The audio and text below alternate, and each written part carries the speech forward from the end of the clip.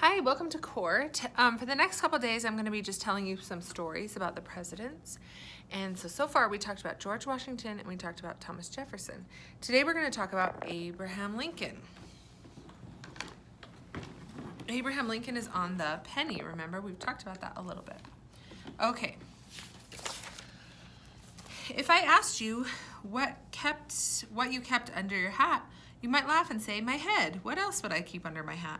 President Abraham Lincoln, kept his head under his hat too.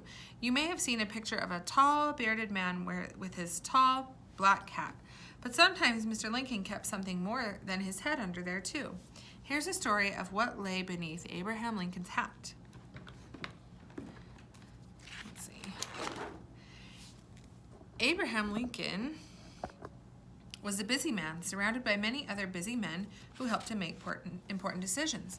They grew impatient when they had to wait to meet with the president, so on this particular day, as they waited to see their chief, President Abraham Lincoln, they were not in a good mood.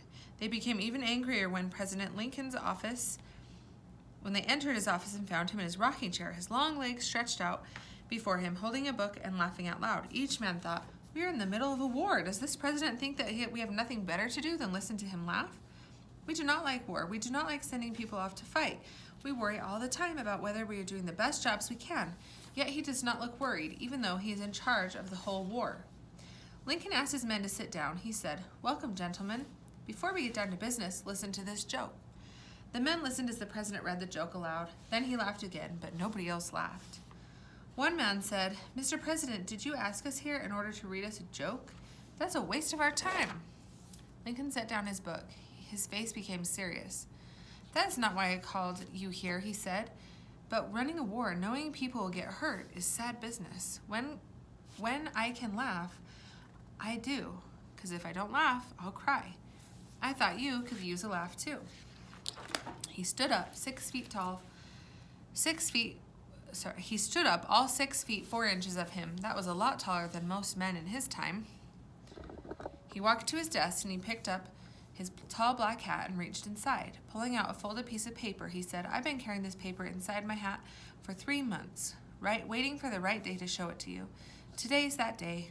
I have heard word that our army has won a great battle. Perhaps we are beginning to win this terrible war at last. Now I feel safe in telling people what to do next. When George Washington, Thomas Jefferson, and others started the United States, they tried to make a country in which people could be free to do whatever they wished and travel wherever they wanted. They did many wonderful things, but they failed to do one important thing. They did not end slavery in America. Slavery basically is when one person owns another person. People who are owned by other people are called slaves. Being a slave was the worst thing a person could be. It is hard for us to understand, but in the old days, people could actually buy another person for money. The people who paid the money became the owner or the master of whomever they bought. The person who was bought was a slave. A slave had to do whatever the master said. The slave did not get paid to work, but only received food to eat, clothes to wear, and a place to sleep. The slave could not choose to leave the master or could not say no. The law said that the master could punish a slave who refused to follow orders. Sometimes there would be a whole family of slaves, a father, a mother, and children. Their master might decide, I don't need so many slaves. The master could sell the father to one person, the mother to another person, and the children to a third master. The family could not even say no, even though it meant that they might not see each other ever again. Some of the people who started the United States said slavery is a terrible thing. We must not allow it in our new country. We believe in freedom. How could we have slaves here? But other people said, how could we have slavery is fine. The rest of us will be free to decide for ourselves, but slaves will not. If you say there will be no slavery, we will not help start the new country. George Washington, Thomas Jefferson, and their friends knew slavery was wrong, but they thought, we need slaves to help us start our country. After that, we can end slavery. But after America was born, year after year, many people still held on to slavery. The year before Thomas Jefferson died, he called slavery a tornado that will burst on us sooner or later. He feared there would be a war between those who wanted to end slavery and those who didn't want to end slavery. Abraham Lincoln was born the year Jefferson finished being president. Lincoln was born to a poor family living in a forest in a tiny cabin made of logs. His parents did not know how to read or write. Lincoln had to work hard to help them, and since he was a fair, honest person, he grew up believing everyone who worked should be fairly paid. Later, as a young lawyer, he gained a reputation of being the most honest lawyer in Illinois, and his nickname was Honest Abe. Lincoln hated slavery. However, he also hated war, and when he became the president, he tried to prevent the war from starting.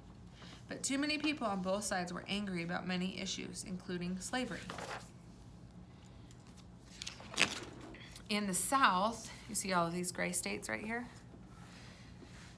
There was lots of areas and land to farm. Some people needed slaves.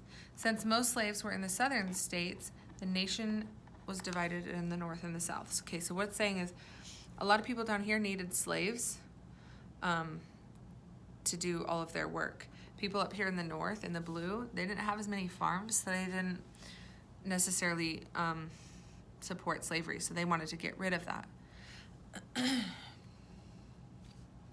People in the southern states decided, guess what, we're going to start our own country that allows slavery. The North, with Lincoln as president, refused to let the South do that, saying we should be one country and we should not allow slavery. The war Thomas Jefferson had warned against began. This was the U.S. Civil War. On the day that President Lincoln invited these men from the government into his office, he said, I'm going to announce that all slaves in the southern states will now be free, according to the law. I wrote that law on the paper I've been carrying in my hat. I call the law the Emancipation Proclamation. That's big words. I proclaim that the slaves are emancipated. Anyone who doesn't let them go is breaking the law. President Lincoln went on, everyone must understand that America is truly a land of life and liberty and the pursuit of happiness, just like Thomas Jefferson wrote. The other men replied, Mr. President, we will gladly listen to your jokes, if this is what happens afterwards. But even after President Lincoln told everybody about the new law, the slave owners would not give up. It took nearly 3 more years of war before the Army of the South surrendered, and the war ended. Now slavery really was over. And the important paper that helped make it happen was what Abraham Lincoln was carrying under his hat. This is an important thing that we're learning about right now because it's not okay, right, for anyone to own another person and tell them what to do and make them do certain things. So Abraham Lincoln was really important because he helped people not be slaves anymore. And that was a really important thing for our country. So Abraham Lincoln, his nickname is Honest Abe. He helped the slaves, and he is on the penny. That's Abraham Lincoln.